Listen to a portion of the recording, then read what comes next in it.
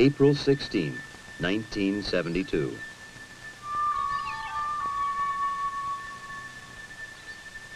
Apollo 16, man's fifth lunar landing, sat silently on the pad awaiting its mission. Inside the astronaut quarters, its relaxed crew ate Sunday breakfast. John Young, a veteran of 3 previous space flights, was commander.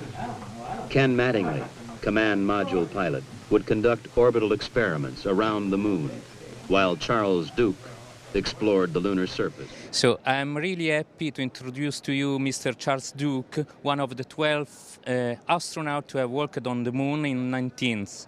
And he was on the moon on 1972, and in that time he was the youngest astronaut to work on our satellite. Mr. Duke, which are the best memories of your flight? Well, there are a number of great memories. The first memory was the liftoff, the launch from Kennedy Space Center, very dynamic. The next memory I had was the view of Earth as we were about 30,000 kilometers away.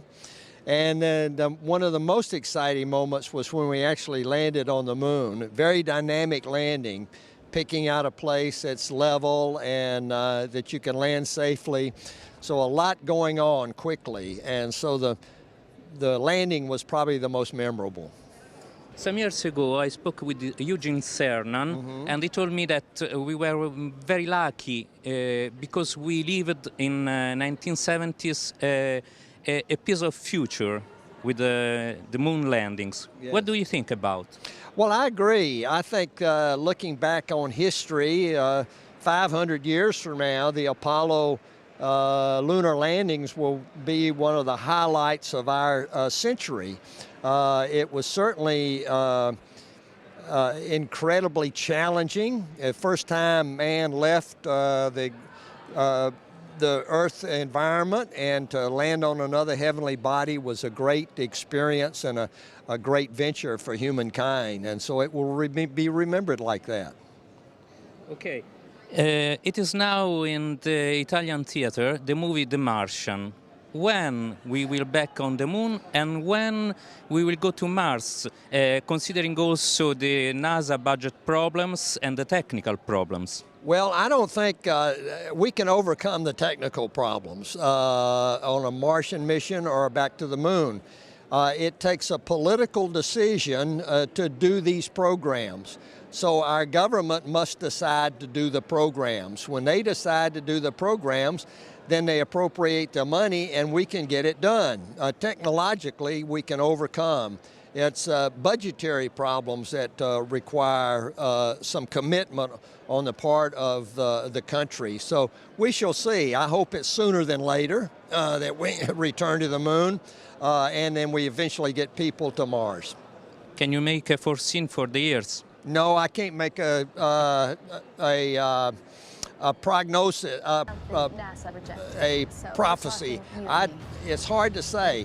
If we commit to the moon, to Mars tomorrow, I believe in 15 years you could get it done technologically. But it's the money, it's the budget, and the commitment that we don't have right now. What do you think about the growing role of China? Do you think that it will probably become the next partner in space exploration? China has a very active space program. I don't know what their eventual goals are. I think they've said they'd like to go to the moon. They've done some rendezvous. They've done multiple people in space. And with the technology they've got, I think that eventually they'll get to the moon. But in cooperation, I don't see them in cooperation with the Russians right now. But who knows what's going to happen in the future? Can you tell me something about the role of Italian industry, if you have some ideas? Well, I know that the Italians are very, very active in space, not only the unmanned satellites, but their astronauts. I think your first female just recently went into space, and so I have worked with some of the European Space Agency astronauts in the past. We've been friends, so it's very, very exciting. Thank you, Charles, and you. have a nice trip in Italy and in Rome. Thank you. Delighted to be back. It's a pleasure. Thank you.